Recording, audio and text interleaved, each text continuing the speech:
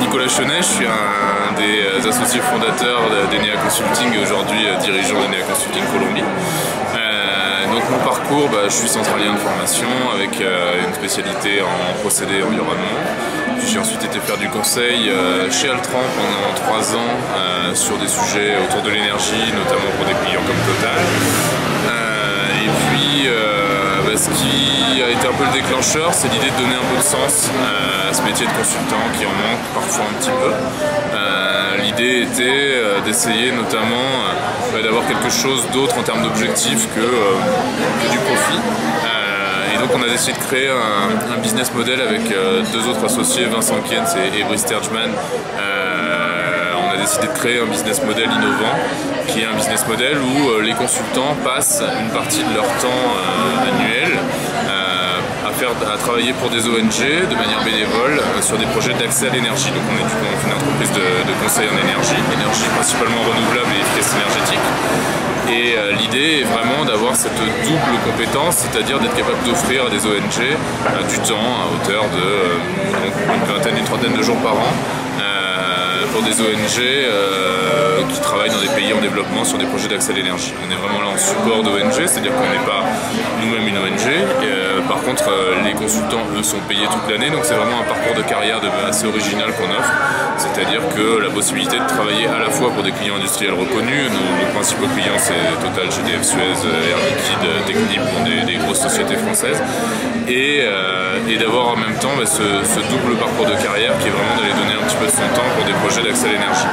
Ça permet de donner du sens à son parcours de carrière, de savoir pourquoi on se lève le matin d'une certaine manière, et également c'est sûr que c'est un investissement qui est entièrement porté par la société, donc ça permet aux consultants de s'investir sur des projets bénévoles sans sacrifice pour eux et de continuer leur carrière de manière tout à fait normale.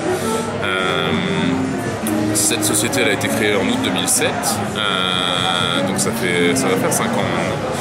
Et aujourd'hui, moi je démarre une filiale ici à Bogota, en Colombie, donc Enea Consulting Colombia, qui a été créée en février de cette année, et qui est une société qui fera la même chose, avec l'intérêt d'essayer d'appliquer ce business model à l'intérieur du même pays, c'est-à-dire de recruter des ingénieurs, principalement colombiens, et les faire travailler à la fois pour les grandes entreprises locales, c'est-à-dire Ecopetrol, Pacific Rubiales, les grandes entreprises qu'il peut y avoir ici, énergéticiens ou grands consommateurs énergétiques, et de travailler aussi sur des projets d'accès à l'énergie à l'intérieur même de la Colombie.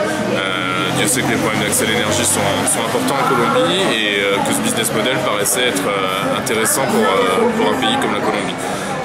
La Colombie a aussi l'avantage d'être un pays en pleine croissance, avec des entreprises qui se développent et une problématique énergétique qui a longtemps pas été posée. Je peux dire ici que l'électricité tombe des montagnes. Il y a beaucoup d'hydroélectricité et c'est vraiment la majorité ici, donc une électricité peu chère et assez facile d'accès. Malheureusement aujourd'hui, malheureusement ou heureusement, ça dépend de quel point de vue on se place, la Colombie est un pays qui s'est beaucoup développé à la fois démographiquement, à la fois économiquement, et les besoins énergétiques deviennent de plus en plus importants et l'hydroélectricité pourra pas y faire face dans les années à venir.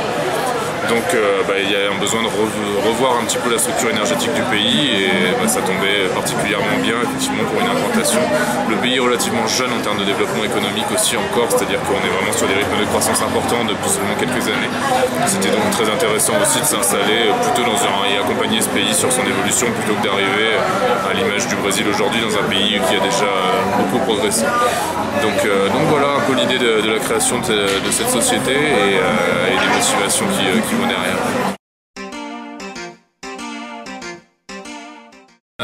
Déjà d'avoir goût à leur projet, c'est-à-dire que créer une société sur une idée qui paraît à peu près bien pour créer une société, c'est pas une très bonne idée. Je pense qu'avant tout l'idée c'est de porter un projet, que ce soit par l'intermédiaire d'une autre structure, c'est pas forcément d'être propriétaire de son projet. Je pense que l'important c'est de croire avant tout à ce qu'on fait. C'est ça qui donne la motivation et l'énergie. Il en faut beaucoup quand on est entrepreneur. On est souvent un peu tout seul. Il faut être capable aussi réellement d'avoir effectivement ce moteur. Moi je l'ai aujourd'hui ici, y compris en Colombie, qui est vraiment d'essayer de travailler le plus rapidement possible sur des projets sociaux. et c'est ça qui me pousse aujourd'hui. C'est une idée auquel on croit beaucoup et je pense que si on ne croit pas à son idée, voilà, l'entrepreneuriat il est mort dans l'œuf. Ensuite, l'autre point, c'est de savoir, en particulier sur une création à l'étranger, comme qui est la mienne ici, de savoir bien s'entourer. C'est-à-dire pas essayer de tout réinventer tout seul. Il y a déjà beaucoup de choses à faire quand on crée une société. Tout ce qu'on peut essayer de déléguer, en particulier tout ce qui est administratif, comptable, fiscal, juridique, toutes ces choses-là, s'il y a des services qui sont performants, pas hésiter à les utiliser. Et pas essayer de tout faire tout seul, c'est le meilleur moyen de faire des erreurs et surtout de plus pouvoir se concentrer sur le business tel qu'il est important de le développer au départ. Il y a beaucoup de choses à faire au départ et essayer de ne pas alourdir les choses avec des choses dont on se sent capable mais qui ne sont pas forcément le cœur de métier. Et puis l'autre point, mais ça ici moi maintenant je suis tout seul mais c'est plus le cas par rapport à Paris, c'est d'avoir des bons associés et des bons partenaires. Partir avec des gens en qui on a confiance, avec qui on a plaisir à travailler et avec qui surtout on est capable effectivement de développer des valeurs communes et de travailler sur des idées communes. Le fait d'avoir des complémentarités aussi est vraiment intéressant dans la mesure où effectivement chacun trouve toujours sa place et en particulier sur une phase de création il y a vraiment encore une fois beaucoup à faire et beaucoup à se partager, donc c'est très intéressant d'avoir des associés complémentaires à ce niveau-là. Voilà, pour quelques idées. Alors, il y en a quelques-unes. Les spécificités culturelles en Colombie, notamment, bon, les gens sont très sympathiques, ils sont extrêmement charmants, ils sont très faciles d'accès, y compris à très haut niveau. Ils ont tendance, par contre, à promettre des choses qu'ils ne savent pas forcément tenir ou à demander des propositions sur des sujets qui, dans le fond, n'ont pas vraiment d'intérêt pour eux. Il faut être capable de calibrer son temps d'avant-vente, notamment, parce que c'est vrai que c'est un temps qui peut être relativement important ici. Pour à l'arrivée pas de résultat. Il y a une complexité juridique et comptable ici qui est quand même relativement importante. Du coup, encore une fois, sur la nécessité de bien s'entourer et surtout sur vraiment la nécessité d'essayer de comprendre ça au fur et à mesure et pas essayer de tout assimiler au départ parce que c'est vrai que c'est beaucoup.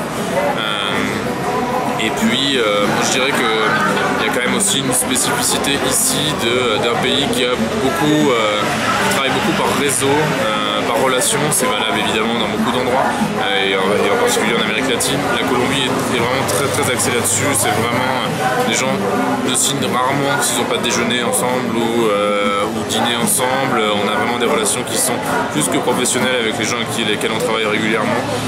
C'est un pays sur lequel il faut être capable de s'impliquer aussi personnellement sur le développement, mais c'est un côté très agréable aussi.